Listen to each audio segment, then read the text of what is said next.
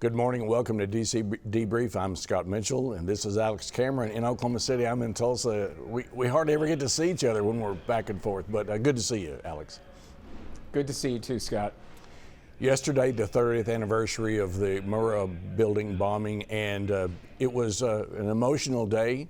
Our delegation had a lot to say about it. Take us through the day and what folks are saying that remember that day.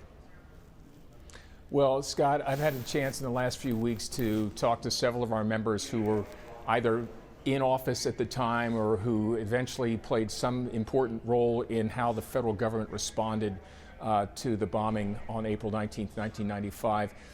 I'll start with Don Nickles. He was our senior senator at the time.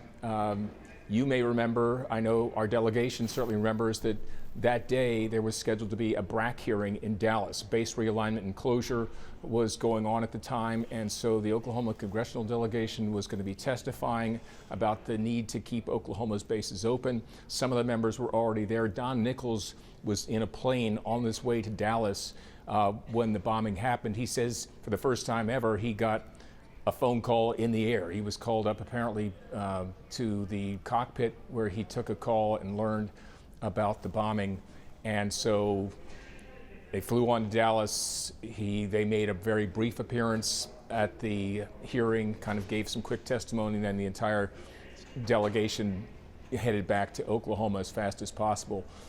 Don Nickles says, he remembers they were walking around being, given a tour, ushered around by the bomb site, and people, the rescue operation was still going on. So they were there within a few hours after the bomb went off, shortly after 9 o'clock that morning.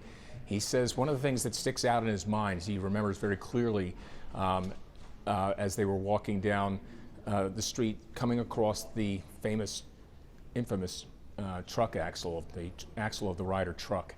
And he says, he doesn't really remember if somebody pointed it out to him or if he just noticed it, but seeing that there, and then, that became such a crucial piece of evidence in, figuring out, where that truck came from, who rented that truck, and ultimately leading the FBI to Timothy McVeigh.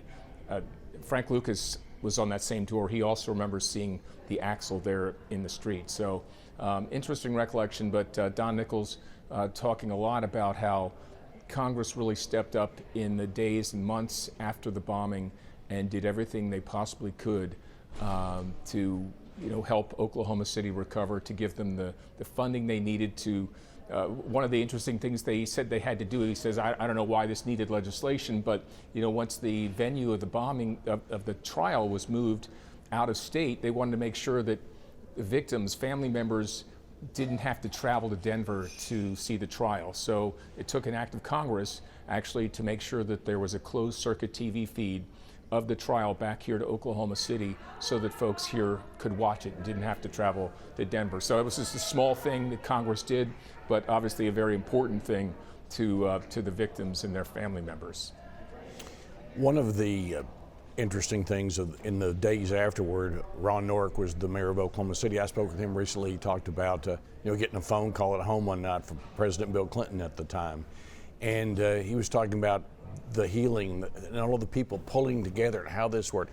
Journalists, we saw the stories this week about Robin, who was covering this. A lot of Oklahoma City journalists then went to other cities. I mean, this is one of those situations where the impact of that was felt worldwide, Alex. Oh my gosh. Frank Lucas, I talked to him about this, and I talked to him, Tom Cole, Don Nickles, Stephanie Bice, all of them. I mean, could have gone on for like an hour. I mean, had to limit the amount of time we could talk, but all has so much to say. But Frank Lucas, one of the stories he wanted to tell was about how a congressman from New Jersey, Jim Saxton, who represented a district in along the Jersey Shore, asked Congressman Lucas if he would be willing to come to the district because there was a high school that had raised some money for the survivors fund. And of course, Congressman Lucas said, well, of course I'm going to say yes. So he went there with him. he expecting that, you know, they'd maybe give him a check for a couple $1,000s or something like that. He says he walks into the high school gym. It's completely decked out, full. All the students are there. It's full. There's like the cheerleaders are there. It was like a pep rally. The excitement of people that he was there, and they unveiled this check, and he said he couldn't believe it. It was for $100,000 that this high school in New Jersey, you know, had raised through, you know, car washes, you know, cookie bake sales, things, whatever they could do to raise money. He says he just blew him away, restored his faith in humanity. And, you know, he's telling me this, and I'm getting very emotional. I'm getting emotional just repeating it. But that sort of thing happened all over the country. But that, you know, experience has stuck with him. Still 30 years later, he remembers very clearly, and the meaning that had, and the way America came together in support of the folks of Oklahoma. So that's yesterday, the 30th anniversary, and then so much pain.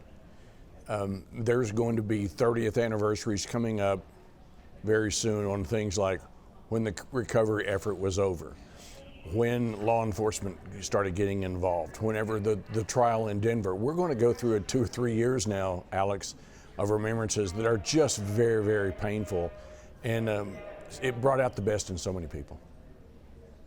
Well, it certainly did. Obviously, we know about the Oklahoma Standard, but really it was a nationwide network of support.